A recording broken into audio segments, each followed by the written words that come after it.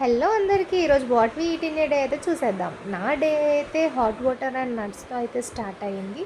Hot water, nuts తిన్న తర్వాత కొంచెం గ్యాప్‌లో బ్రేక్‌ఫాస్ట్‌కి అయితే మ్యూస్లీ అయితే తినాలి అనిపించింది. ఈరోజు బ్రేక్‌ఫాస్ట్ చాలా సింపుల్‌గా అయితే కంప్లీట్ చేశాను. తర్వాత కాఫీ తాగాలి కదా, అది మ్యాండేటరీ అనమాట.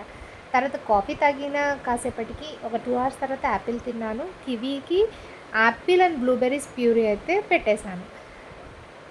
లంచ్‌కొచ్చేసి ఈరోజు టమాటో పప్పు అండ్ వంకాయ కర్రీ అయితే చేసుకున్నాను. వంకాయ అయితే రెగ్యులర్‌గా ఉంటుంది. కానీ డిఫరెంట్‌గా అయితే చేసుకుంటాను. వీటితో పాటు నేను క్యారెట్‌ని యాడ్ చేసుకున్నాను.